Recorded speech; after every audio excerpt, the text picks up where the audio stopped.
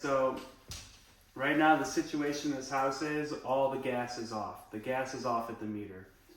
And the reason is because we remodeled the kitchen, we disconnected the stove, and then we disconnected the dryer. And when we did that, we found that there was old shut-off valves that weren't working properly.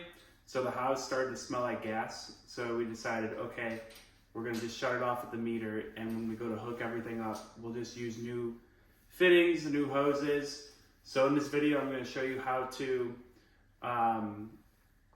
reconnect the appliances, turn the meter back on, and then get all the appliances in the house lit back up. So that's the hot water tank, the furnace, the stove, and then the dryer.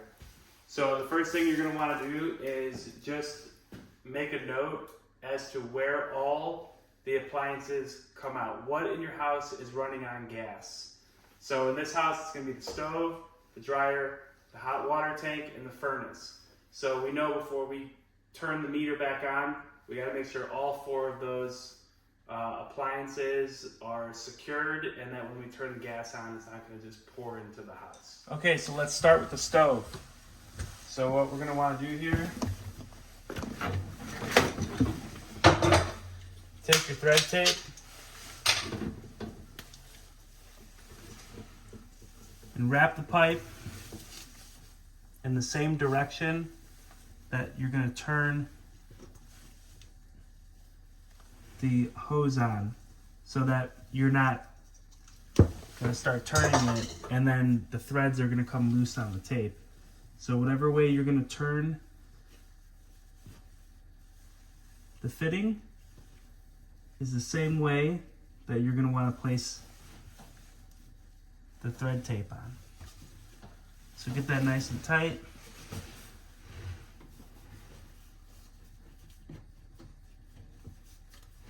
Make sure when you're starting it, you're not cross-threading it.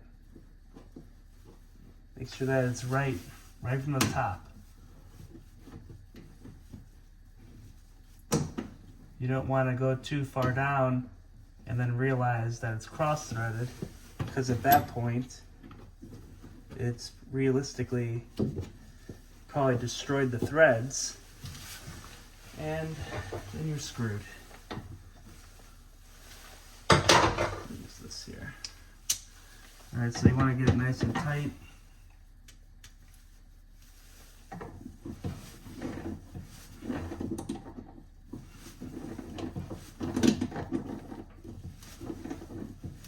And I like to go until you got to really put some muscle into it to say, all right, it's a good amount of force, not too tight. You don't want to over tighten it, and then you also don't want to make it so tight that you start spinning this pipe. You could throw another pair of pliers right here, but it's really not necessary in this particular one because nothing's really spinning. See, it gave a little spin there. But anyways, that's plenty tight. All right, so this is good to go. Stove is hooked up.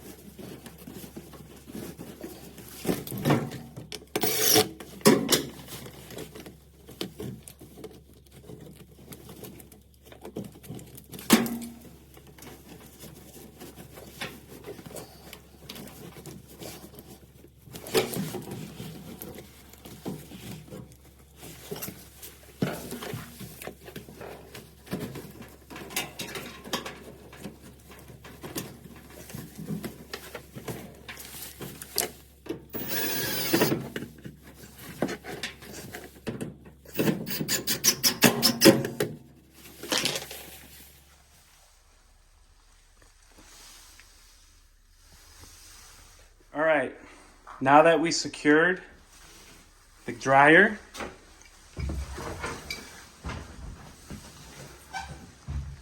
and now that we secured the stove, what we're gonna do next is we're gonna go outside and we're gonna turn the gas on at the meter, and then we'll start with the stove and see how we're doing, how we're looking. Let's go outside.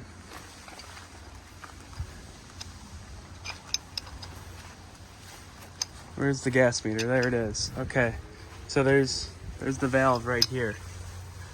See how it's even? That's where they'll come put the lock on if you don't pay your bill. But to turn it on,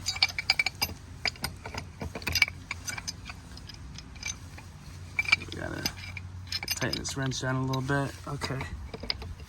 All right. Just turn it.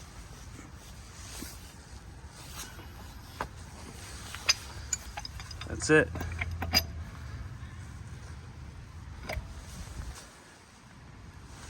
Now, if you hear the gas running like crazy at the meter, turn it back off. That means that something's not secure in the house.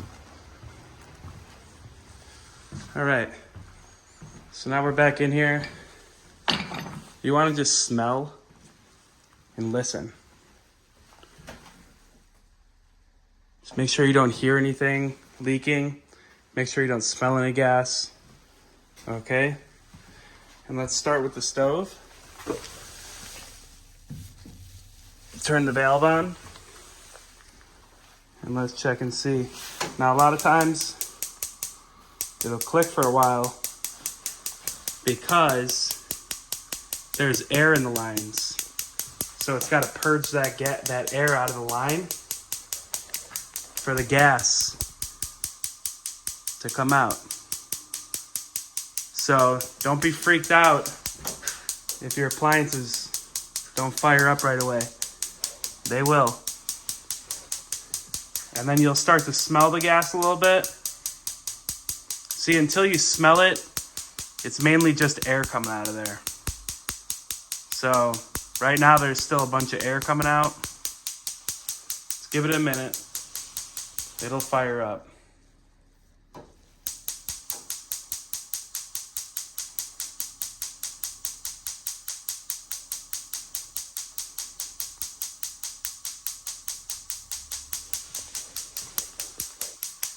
You can see the igniter's going, so the spark is there. There's just no gas coming out of the line just yet. There it goes. A little bit of gas. Now again, that's a bunch of air at first. So don't freak out if your flame's not working right away. It's not working because there's a bunch of air in the line. But if you give it a little bit and you let the gas purge, the air purge, the gas will come out. But you gotta give it a minute.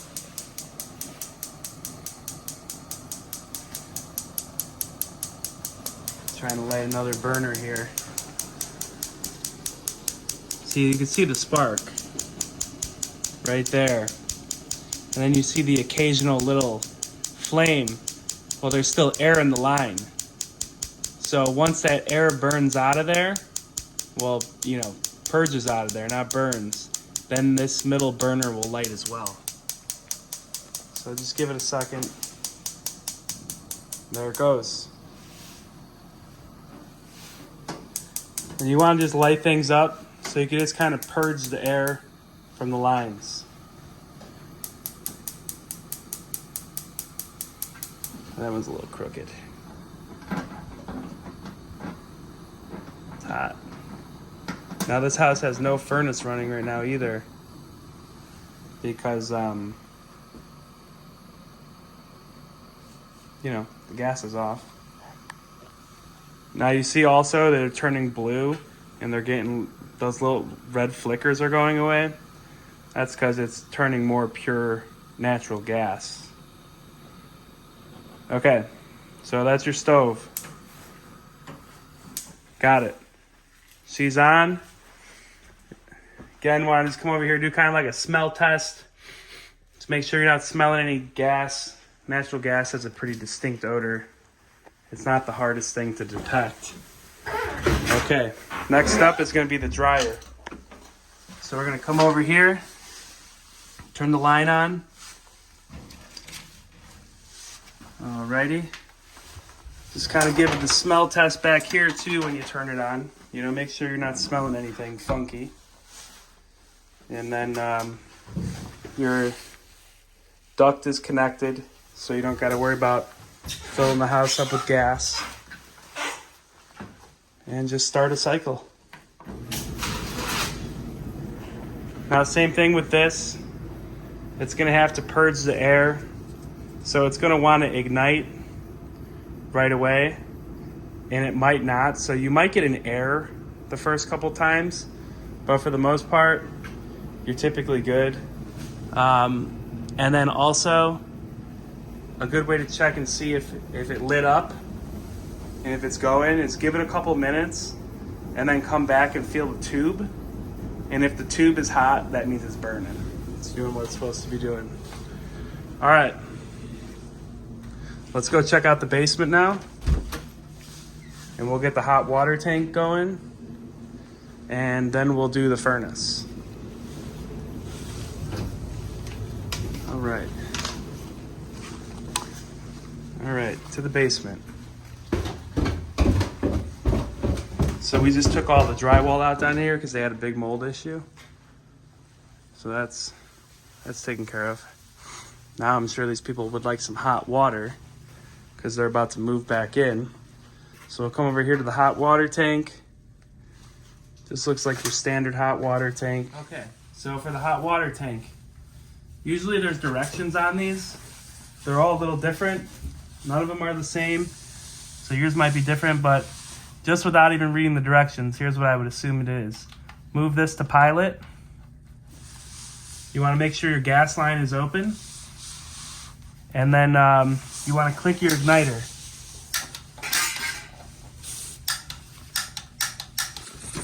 And you want to make sure you look through the little peephole and see if you see a spark. And there's a spark down there. Let me turn the light off, I'll show you. So let's go in here. And can you see it? There it is.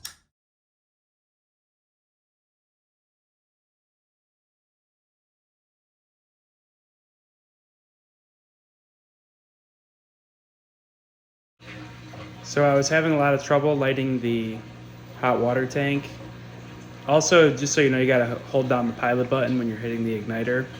But anyways, there was too much air in the line, and the hot water tank's pilot lets out such a small amount of gas to get it lit that there was just too much air. It was taking too much time. So I decided that I should light the furnace first so I could burn a lot of the air. It was like a purge all the air out and then get the gas going down that tube closer to the hot water tank. Okay, so I come back down here to the furnace after turning the heat on the thermostat.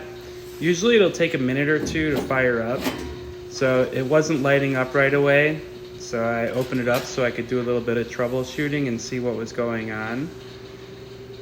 And you know, typically you'll hear the fan go on first, and that didn't happen. So after opening it up, I realized that there was something wrong. So what I did next was see what was going on, and I realized it was the power source. The breaker was off. So I found the breaker, and then I turned the breaker on, and from there it all started to work.